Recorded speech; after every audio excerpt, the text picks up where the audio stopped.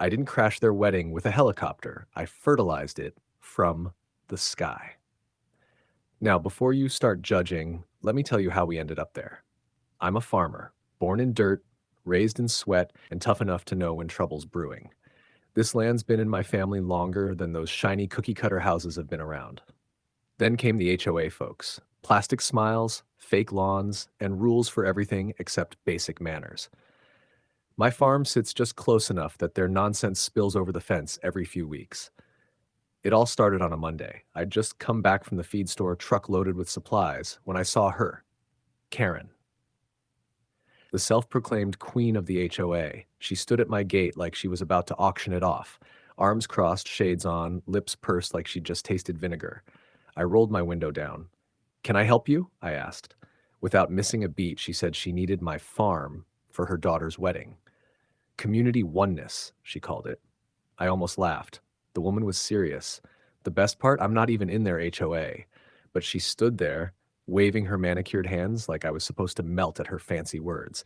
I told her I'd think about it, mostly so I wouldn't have to watch her throw a fit right there in my driveway. That night, while sharpening tools in the barn, my gut told me what my head already knew. Nothing good comes from mixing with HOAs. They devour peace of mind faster than locusts eat corn. So I made up my mind.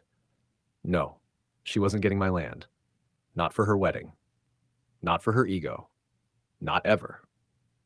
Before we go any further, comment where in the world you are watching from and make sure to subscribe to Silent Divide Tales because tomorrow's story is one you don't want to miss.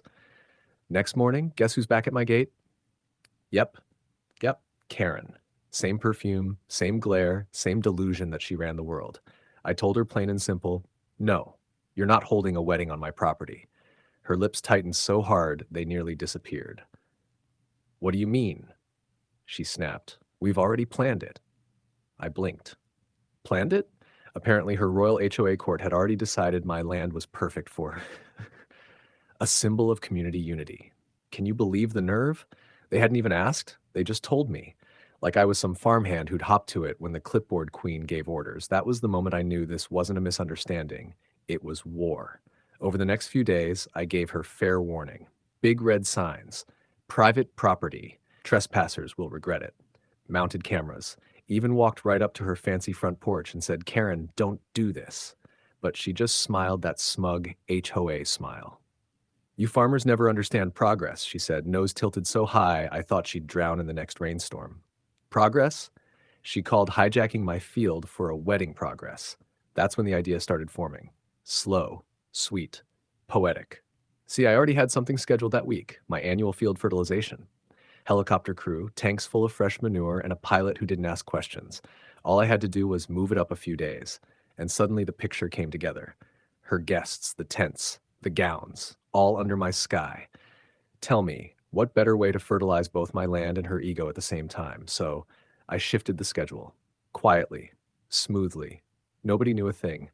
Karen thought she'd stolen my farm, but really, she just walked straight into my plan. And oh boy, she had no clue what kind of storm was about to hit her perfect white wedding. Wedding day. I made sure to disappear early, let them think I'd given up. My silence was bait, and Karen? She took it hook, line, and diamond-encrusted sinker. By noon, the wedding convoy rolled in like royalty.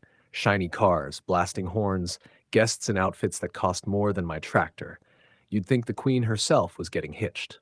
Karen strutted across my soil in 4-inch heels like she paved it herself, barking orders, waving champagne, acting like the land wasn't mine.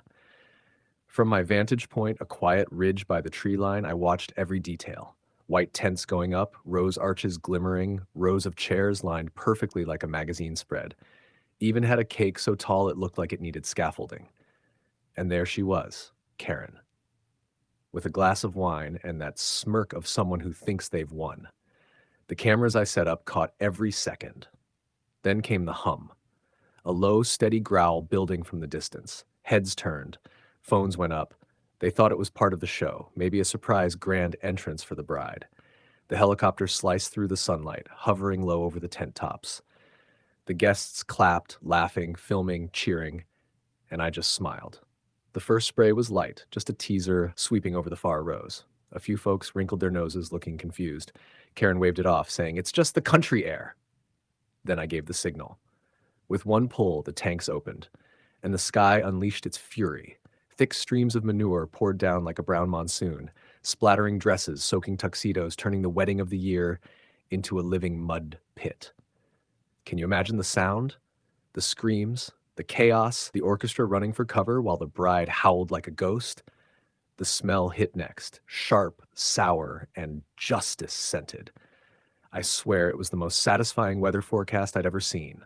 By the time I touched down a mile away, I could already see the brown cloud drifting over my field like victory smoke. I wiped the manure mist off my jacket and started walking back toward the chaos. What used to be a wedding looked more like a war zone. Guests sprinted toward their cars, like dripping in designer misery. Tuxedos ruined, makeup running, heels broken. The bride sat sobbing on a folding chair, her once white gown now a tragic shade of barn brown. The bouquet floated in a puddle beside her like it was giving up too. And right there, in the middle of it all, stood Karen. Soaked, trembling, smelling like a landfill on a summer afternoon.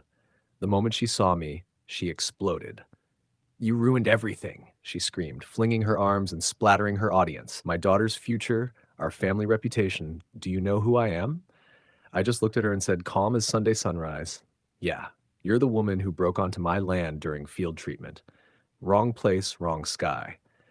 You could have heard a pin drop if the ground wasn't squishing under everyone's feet. Next day, she did exactly what I expected, dragged me to court. Big mistake. My lawyer came armed with everything: helicopter contracts, fertilizer receipts, camera footage of her trespassing with her board, laughing while ignoring my warning signs. The judge barely let her finish her rant before slamming the gavel. Case dismissed, and better yet, she was fined for trespassing and ordered to pay cleanup damages. When she stormed out, her heels clicking through the courthouse, you could tell her reign as HOA queen was over. Word spread fast. Videos of the brown wedding went viral, and her neighborhood empire of fear crumbled overnight. Since that day, my gate's been quiet, my land still mine. Her pride still buried deep in the muck where it belongs. And that's why you never mess with a farmer or his sky. Now hit that like button and subscribe to Silent Divide Tales, where karma always finds its target.